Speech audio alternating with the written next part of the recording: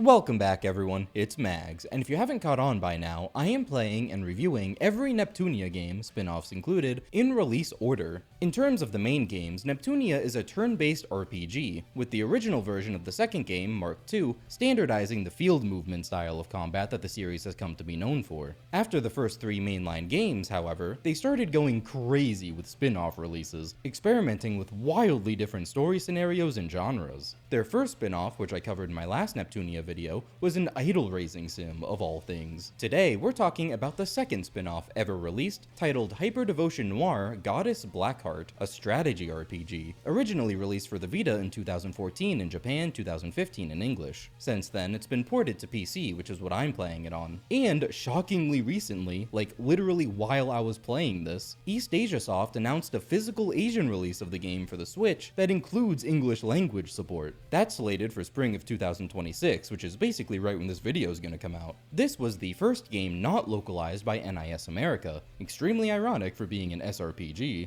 Idea Factory's international branch, creatively named Idea Factory International, or IFI, published it themselves, and that will be the case for most, if not all, future Neptunia games. Also, Hyperdevotion is co-developed, along with CompileHeart as usual, by Sting, a studio that's worked on a lot of other RPGs, like the cult classic Baroque and the Dokapon Kingdom games. As the name implies, Neptune is not the protagonist. This time around, it follows Noire. And just like Producing Perfection, the canon of the main lines is, not very relevant. In fact, it does the same thing that Producing Perfection did. That is, it features exclusively the Ultra Dimension variants of the goddesses, as well as Neptune's victory design. And Neptune again is treated as the sole CPU of Pleneptune, continuing the Plutia erasure. What did she do to deserve this? Oh, and the continent for once is not called Game Industry. They call it Game Market in this game for whatever reason. Which, yes, is strange, but I didn't think too much of it for most of the game. I purely accepted it as, oh, that's just what they call it now, sure, and moved on, until the DLC scenarios came around. I'm jumping way ahead here, but IF is featured as a DLC playable character, and in her scenario, she lets slip the term Game Industry, leading to confusion among the party, and Noire is just like,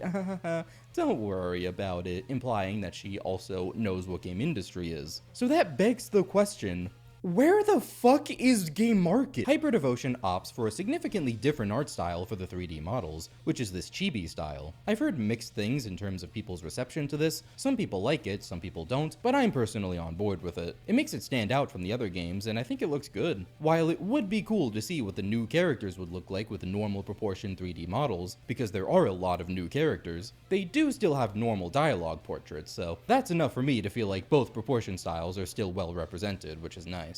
Unfortunately, I'm playing this on PC. I usually play everything on PC if I can, just for convenience sake, and I can, with confidence, say that the PC port of this game in terms of pure optimization sucks total ass. This is an SRPG, right? A genre known for long battles, where you can't save until after each one. So what if I told you that this port is prone to crashing, and crashing consistently? There were specific places where it would keep crashing at the same place. And most of those instances for me were cutscenes that played after a map. So, that's a whole lot to redo multiple times over. Also, as we'll discuss later, these maps can get long. One suggestion I found someone recommend on the Steam forums that worked really well for me was going into the file path where the game is stored and setting the .exe file to Windows 7 compatibility mode. I have never had to do that with a game, but it's a thing sometimes, apparently, and Hyperdevotion Noire is one of those times. Lo and behold, I was able to get past where it would keep crashing before, and then for the rest of the game it only crashed like 2 or 3 more times, which is still 2 or 3 times too many. Fun stuff.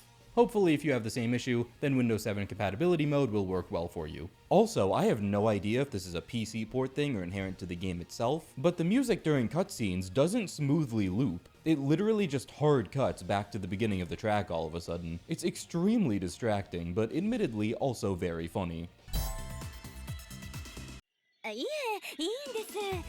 Anyway, the game itself is still really cool, so let's talk about it. In the never-ending power struggle between the CPUs for dominance over game market, Noire is doing pretty damn well. She has by far the most shares and is on the cusp of invading the other nations. She also has a league of generals under her, as do all the nations, apparently, which is a concept unique to this game. There is no elaboration as to what their roles actually are, you're probably just meant to assume high-ranking military person, but the important thing to know about them is that each one controls a city within their respective nations. Noire is hesitant to invade the other nations because she doesn't want to fight her friends, but she knows she has to if she wants to take over game market. That's when a mysterious lady, who we have never ever seen before, ever in our entire lives, who could this be, shows up at Last Station's Basilicom. She informs Noire that there is a way to take over game market without having to fight. It's ancient lore that's been passed through her family for generations, with a nice healthy trust me bro tacked on at the end. Without asking for any further details, Noire says awesome and follows the lady, who calls herself Enno, to the Share site. Another change to the canon. In Neptunia 2, where it's introduced and is most prominently featured, Shareasite was a powerful crystal that you could create with the shares you already had. It could do, you know, nebulous power stuff. They kept that up in Neptunia 3, where to get home, Neptune has to gather shares to create a big enough Shareasite crystal to power a cross-dimensional portal. In Hyperdevotion, however, there is only one singular Shareasite crystal, the Shareasite crystal, and it's responsible for distributing all the shares. All shares earned in game market go through the Shareasite. Given that shares are the source of the CPU's power and also kind of the power of literally the entire nation, that's kind of a big deal. Enno leads Noire to the Shareasite, which seems hilariously easy to access given its importance, and tells her that, according to her family's totally real and cool ancient lore, all Noire has to do is wish upon the Shareasite for all of game market to be united. The one brain cell of intelligence she has activates here and questions why it would be so easy, but Enno convinces her that it's because she already did the hard part, which was becoming as powerful as she is now. And so she does. And oh no, it didn't work and everything's all fucky-wucky now. Shares plummet across the board. The CPUs lose their powers, monsters are running amok, and all the generals that were previously under Noire jump ship because they can now. The hell can Noire do? They weren't there purely out of friendship or anything. So now they're all acting in their own interests and still with control of their cities. Basically, Noire is now powerless and armyless, and she has to fix it all. But do you know what she does have now? You. No, like actually. This is the second Neptunia game now, twice in as many spin-offs, to feature a self-insert character. Noire, somehow, struggles to fight off a couple of dogus, but luckily for her, you come to the rescue. Meet the Player. Yes, he's literally just called Player, and soon, Secretary. Player just moved to Last Station and is trying to find a job when he finds it in complete disarray, and when he sees Noire in trouble, leads her to safety. Noire gets her powers back because Player believed in her, and proceeds to defeat the dogus in a tutorial battle. And after that, Noire hires you as her secretary, where you will then spend the rest of the game being the most forgettable character in existence. See, since Secretary isn't the protagonist, I've seen some people refer to him as the protagonist, I wouldn't say that, but is still treated as a self-insert, he does not get to do much. He's basically there purely to fulfill player fantasies of all the girls, but especially Noire, fawning over him. He's completely loyal to Noire, and that's just kind of his entire personality. He's not named, you don't get the chance to name him either. He's not seen, he's not even voiced, which is jarring when everyone else is, and he has to react to everything in a stock and generic way. Every time he spoke in the story, my first thought was, oh yeah, he's here too, since there's never a portrait you can see on screen. The girls make lots of jokes about how attractive he is and Noire being in love with him, and even some of the generals hint at being attracted to him. He is not relevant to the plot or the gameplay or anything whatsoever, but he sure is there. I thought for sure they would at least justify his existence by making him the strategic leader, the one commanding all the units, because that's a very common trope in strategy RPGs. But they don't even do that. Noire is named as the leader. Noire, Secretary, and Histoire, whoops, I forgot about her too, hi tiny ultra dimension Histy, go to check on the Shareasite. The other CPUs have the exact same idea after getting their shares nuked, and they all run into each other there. Everyone blames Noire for what she did and butts heads, but after Noire explains, they all agree to work together to recruit the generals again and regain all their shares. But someone still needs to be the leader, so naturally, they fight for it.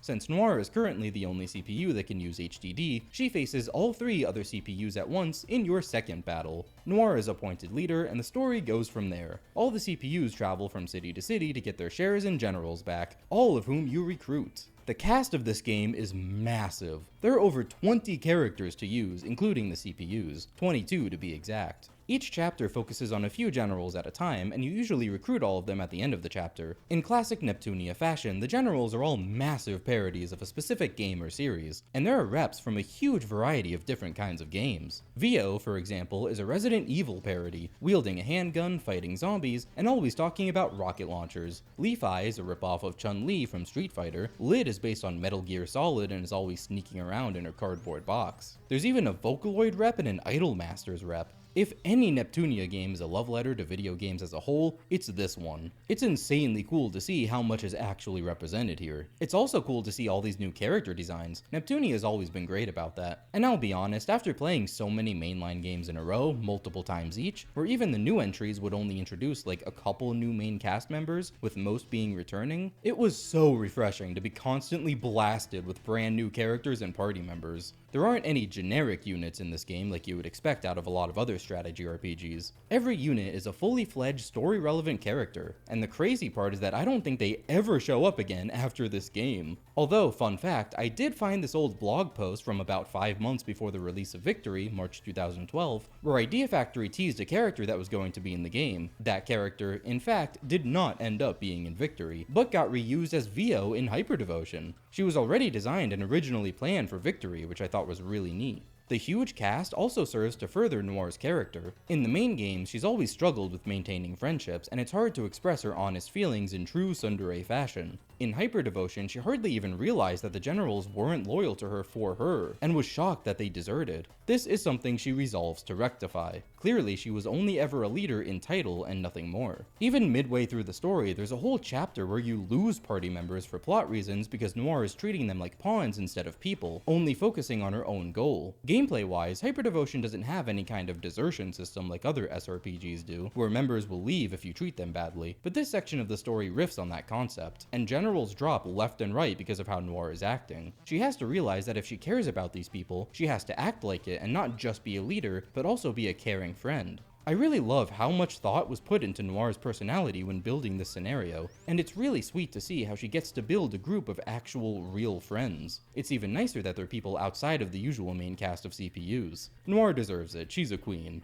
I don't know why they even decided to make an entire game with Noire as the protagonist, but they knocked it out of the park with this scenario, and a strategy RPG is absolutely the perfect style of gameplay to complement it. So, speaking of, a Neptunia strategy RPG. Listen, I talk a lot about NIS and Disgaea on this channel. Obviously, this sounds rad to me. So, how does this game play? Well, to complement the story even more, this game is all about teamwork. Also, it does a great job at translating the mechanics from the main series into this new genre of gameplay. Excuse me if I get over-explainy, the SRPG guide maker in me is definitely going to be coming out in this one. To start with the basics, each unit has HP, SP, and LP. LP is basically your EXE drive. You charge it to use powerful attacks that are even better than regular SP skills. Your super moves, if you will. Each unit only has one. For normal skills you use with SP, you learn more as you level up. Units earn XP individually from the monsters they kill, but every map also has a set XP reward for clearing it that every party member gets. So most XP you earn is passive, with the characters you use more often just having slightly more from the enemies they're killing. XP isn't only gotten for killing though. Basically any action you take will give you XP. Buffing or debuffing or just attacking even if you don't kill will still net you a small amount of XP. XP can be weird in this game because it's relative to the difference between your level and the level of the unit you're targeting. It's not set in stone just based on the level of the target like you'd expect in most other RPGs, which means the more you level up, the less experience you earn for killing or attacking the same enemies because the level gap shrinks. Hilariously, that does mean it's technically viable to grind a lower level unit up by just sitting in one spot and spamming a buff skill on a higher level unit on your party. Would you believe me if I say that if you want to platinum this game, you're going to need to do that for tens of hours on end anyway? Something that helps make each unit more unique is leader skills. Whenever you go into a map, you can assign one unit to be your leader, and each unit has a couple of passive effects that apply to the entire team when they're selected as the leader. These are usually boosts to specific stats or immunities to specific debuffs. Fun fact, this concept was reused in Rebirth 3. Yeah, this game came out before the remake of Neptunia 3, and one of the plans you can get from character challenges in Rebirth 3 for each party member is a leader skill plan, which unlocks a unique passive effect when that character is made the leader. That was ripped right from Hyperdevotion. Speaking of, character challenges themselves were first introduced in the original Neptunia 3, Victory, and are also in Hyperdevotion. This is a mechanic where individual characters get little rewards for meeting basic requirements while playing, mostly in the form of small stat increases. And that's all I'm willing to say, they're basically meaningless in Hyperdevotion, just like they were in Victory. The funniest thing about them is that the pop-ups for when a challenge is fulfilled by a character are turned off by default, so it took me a while to realize they even existed. Once I saw that option in the settings, of course my first thought was, well yeah, obviously I want to see that, why was that turned off? And proceeded to turn it on. I then immediately understood why off is the default, because these are annoying as shit. In this game, turns alternate between entire teams, so you move all your units at once, then all the enemies go at once. In one turn, any one unit can move and take an action, but it has to be all at once. There's no moving and then, say, using a skill later. Once you move, your only options are take an action, or end the unit's turn completely by hitting wait.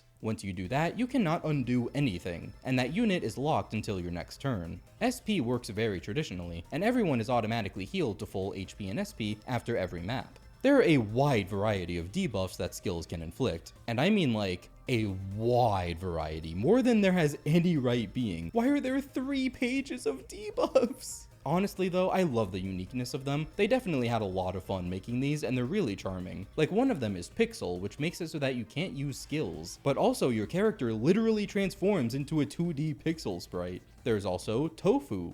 It, turns you into tofu. You can only use basic attacks, and your defense is absolutely tanked. Tofu! But what's the deal with LP? LP is charged in a very specific way. You must use skills, which can also be LP skills themselves by the way, while you're adjacent to other ally units. LP is one universal bar you have for the map, it's not unique to individual units. So in every map you start with 0 LP, and can hold a max of 100. Using a skill adjacent to one other ally charges 20 LP, plus another 10 for every other adjacent ally. So if there are 2 adjacent allies, 3 units in total, then you get 30 LP. Since the game is grid-based, you can charge up to 50 LP in one go with 4 adjacent allies. But using skills next to allies does a lot more than just charge LP. Other things that grouping units together does is decrease the cost of skills as well as increase their power. For normal SP-based skills, this means costing less SP based on how many adjacent allies there are, and their effectiveness will be increased. So if they're a damage dealing skill, they'll do more damage. If they're a healing skill, they'll heal more HP.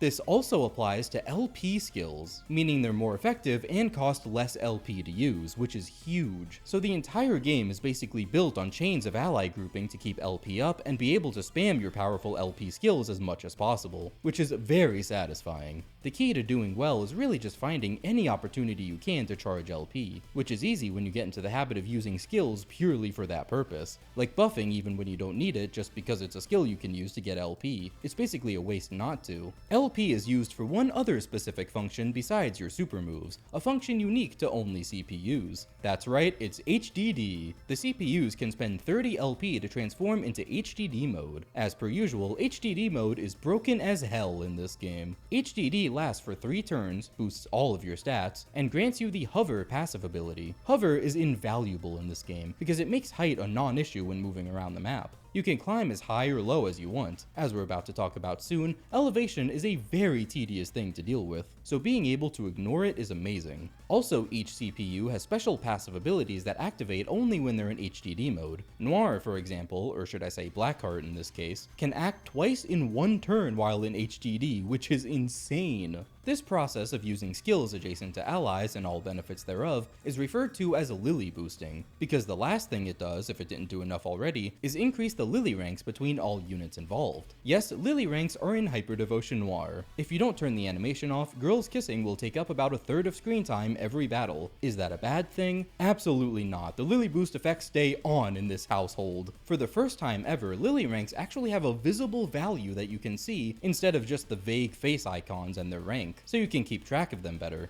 They're very simple. When a unit uses a skill adjacent to other units, those adjacent units will have their lily ranks increase with the skill user by 1. Lily ranks max out at 100, so to max a lily rank between two characters, they must use exactly 100 skills next to each other for every pairing of over 20 characters. There are, in fact, achievements for this. Get to the buffing mines. I honestly love this core gameplay loop for Hyperdevotion. I think it's a really cool implementation of the main game mechanics, mostly with the lily ranks, and LP being very EXE Drive-esque. And it makes for a unique playstyle. You're not simply considering stats, weapons, and other more basic things, but you have to completely change the way you think about moving, maximizing your LP gains at the same time. This might sound like a weird comparison, but it reminds me a lot of Persona 5 Tactica. That game is all about cover. You're totally exposed and vulnerable if you're not against a wall or an object you're protected by, so you can't just simply move anywhere. You have to be very deliberate, and it adds a unique dimension to strategizing. Given the lack of generic units and the whole concept of classes, which just like isn't a thing in these games, something like that is very important to give it more of a flair. I get a very similar feeling from Hyperdevotion, where there's a clear intent on how it wants you to think, and it's satisfying to play that way.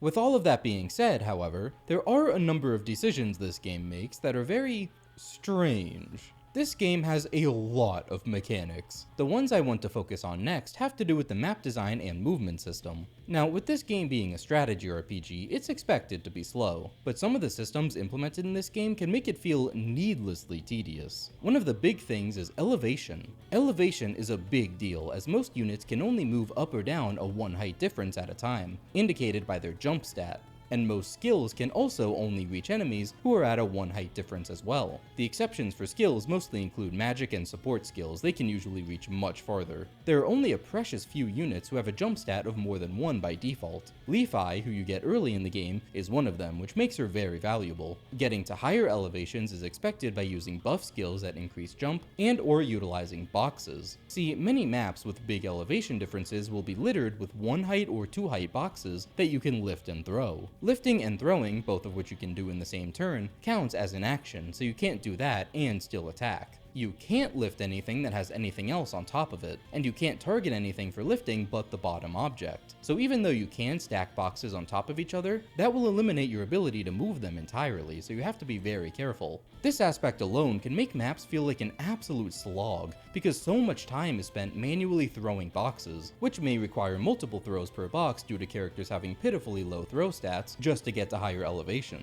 And did I mention there's fall damage? The game does let you fall lower than your jump stat allows for, but if that happens, you take damage and you're stopped in your tracks, immediately ending the unit's turn. So just because the game tells you that you can move to a certain tile, double check that you actually can. Because the available movement options displayed to you do not reflect this possibility. I think the very idea of fall damage in an SRPG is a crazy enough concept that I have to at least give it points for trying something unique, but it does kinda just suck. Speaking of things that make you stop in your tracks, fall damage is not the only one. Maps very commonly feature traps, which are spots on the ground that damage and stop you as soon as you walk over them, also immediately ending the unit's turn. So you have to be very careful. Again, your visible range of movement does not reflect this. When you select a tile to move to, you'll be shown the exact path your unit will take to get there. If that path runs over a trap, it'll get you. The path always starts 1 tile in front of the unit in the direction they're facing, and from there takes the most direct path to the tile you've selected.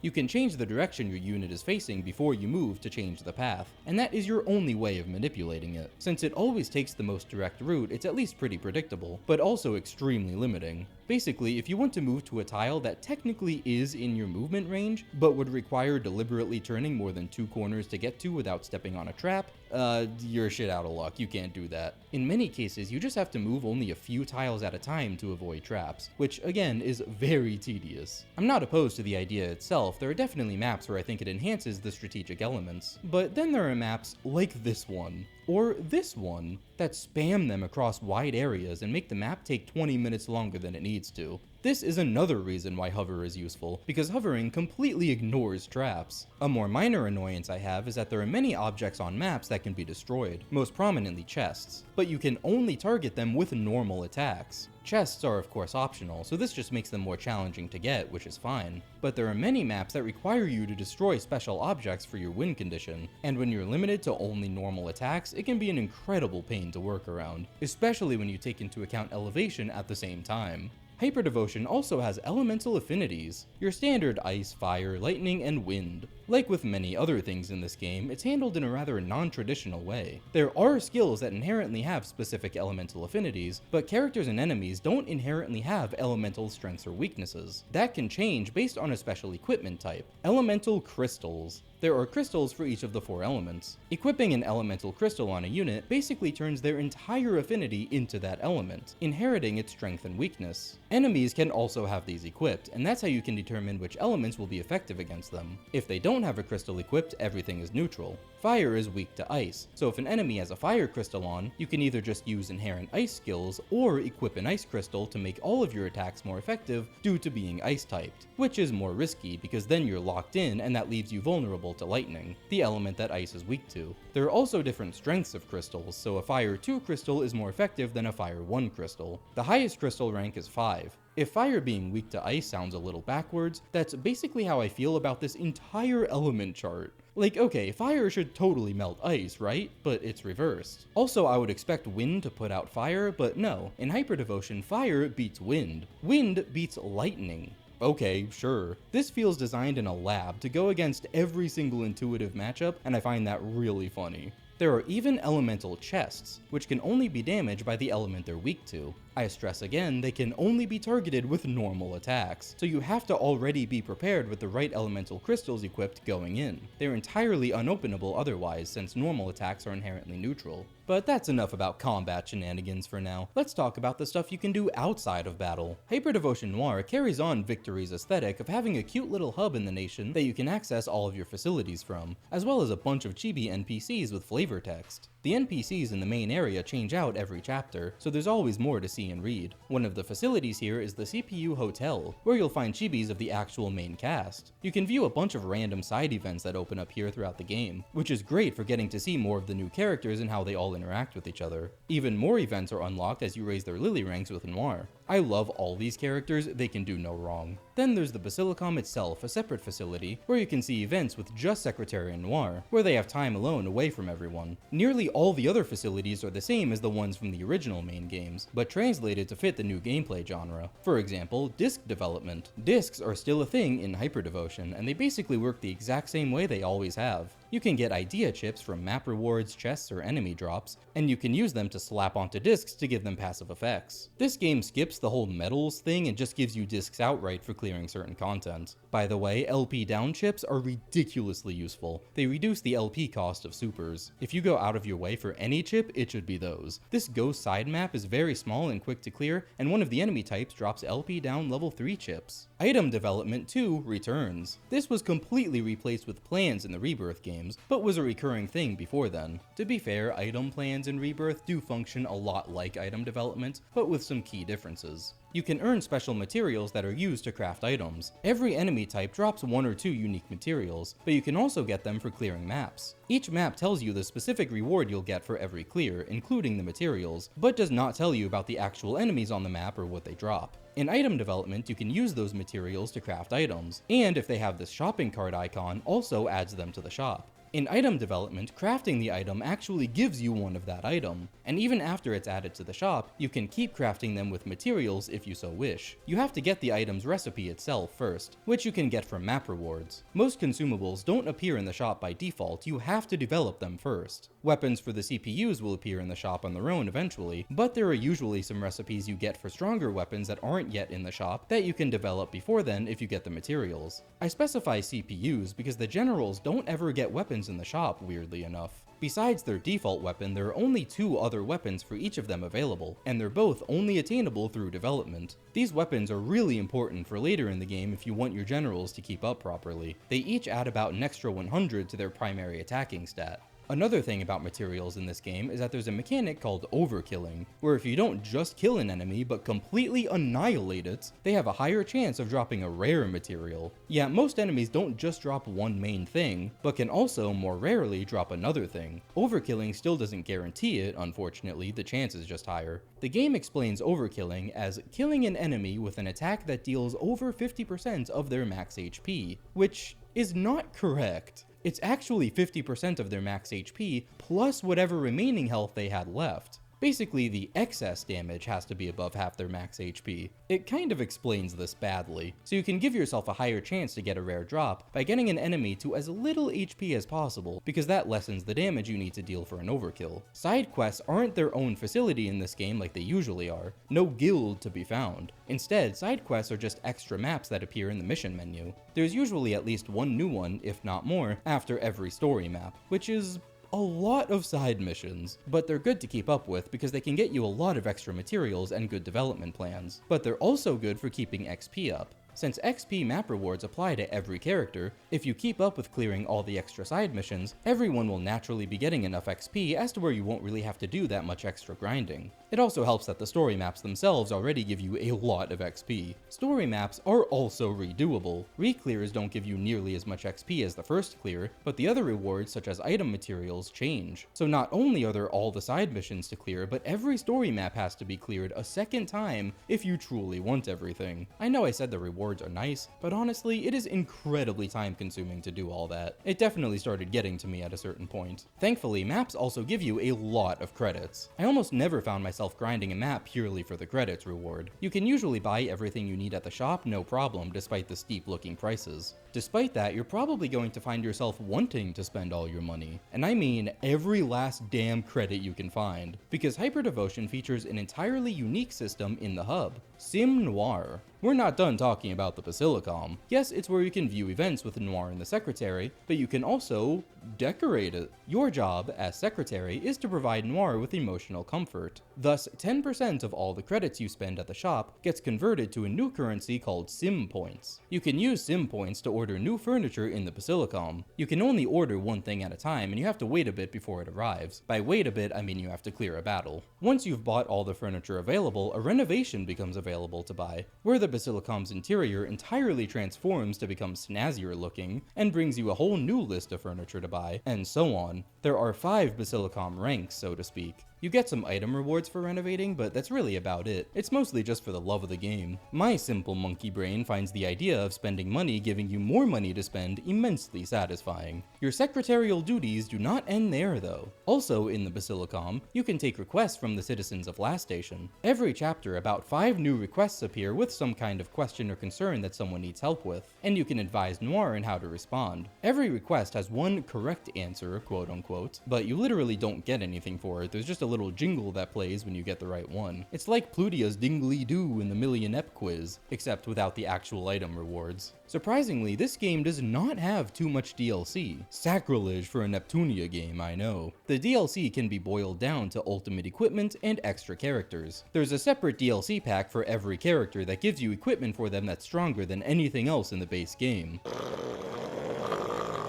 And the actually interesting DLC packs are 4 that each give you a new playable character. Each one unlocks a side mission that you have to clear to earn the character, where you'll be run through a short scenario with them. The earliest they appear is Chapter 2, but bizarrely, even if you activate the DLC after Chapter 2, you must wait until the chapter changes for the mission to appear. How I usually like to do things is play the base game all the way through the story without DLC, then turn it on for the extra stuff like achievement hunting, post-game, and New Game Plus runs. This game just doesn't let you do that though. If you don't activate the DLC until the last chapter, like me, you just can't play the missions until you start a New Game Plus and get to Chapter 2. So fuck me, I guess. I had to do a New Game Plus anyway for the Sim Noire achievement, so I at least got to play around with the DLC a little bit. Anyway, 2 of the characters are pretty predictable. It's IF and Compa, of course. I assume the Ultra Dimension versions, but their designs aren't really different between the dimensions, so it's hard to tell. I don't even think Compile Heart themselves care at this point. It's a spin-off, who's counting? The 2 other characters are much less predictable. One is a guest character from Fairy Fencer F, another Idea Factory game, called Tiara. She's cool as a unit because she's the only one outside of the CPUs who actually has an HDD mode. It's a power that she has that comes from her Fury Sword, clearly referencing some mechanic from FFF. I haven't played the game, I'm sorry. It doesn't give her the hover ability, but it has all the other benefits of HDD, including a cool new form. Except I guess they didn't want to make a second live 2D model for her, so while the goddesses all have unique dialogue and Lily Boost portraits for their CPU forms, Tiara's portraits look exactly the same even in Fury mode, which is ridiculously awkward. The last DLC character is Sting, a brand new Maker character. Glad we're still getting new ones even in spin-offs. And I mean, yeah, Sting is one of the developers for this game, so it's nice to see them get get their flowers. She's even got a little monster creature on her head from Baroque. The DLC characters are really neat. I love seeing the new skill animations and Lily Boost artwork for them, and it's cool that they all get a scenario to themselves. For all my achievement and trophy hunters out there, you're gonna be in for quite the long haul with this one. I put in far more hours in Hyperdevotion than in any of the other Neptunia games so far, and that's mainly thanks to some extremely grindy achievements. The big one is one that I hinted at before, which is maxing out every single Lily rank. Neptunia 3 had this achievement as well in both versions, but if you're optimal about it, it's not as bad as it seems. In Hyperdevotion, however, Nep 3 Lily rank grinding doesn't hold a candle to this one. There are 22 units in total. Lily ranks, as usual, go both ways, so each unique pairing of characters only need their Lily ranks maxed once. That still means every possible pairing of characters in the game must each use 100 skills adjacent to each other, which is extremely time consuming even in the most optimal of settings. The best way to do this is to go to a relatively small map with relatively few enemies that lets you have at least 5 characters dispatched. Since you can have 4 units adjacent to the same character at once, you can raise 4 Lily ranks at once. Put the character you want to focus on in the middle, 4 characters you want to raise their Lily rank with on the other 4 panels, and spam a buff skill repeatedly. You can use SP restoration items to keep going. Have every animation you can turned off, which are basically just skill animations and Lily boosts. Sorry, no more girls kissing. A neat thing about enemy AI in this game is that if you're out of their range of attack, they just won't move, so you won't have to worry about that if you stay far enough back. You do still have to sit through the camera panning to every single one of them on every turn though. The map I personally used was the side mission with 5 ice doggoos. This can easily take around 20 hours. There is, however, one issue with this method. It relies on buffs. So what if a character doesn't have a buff?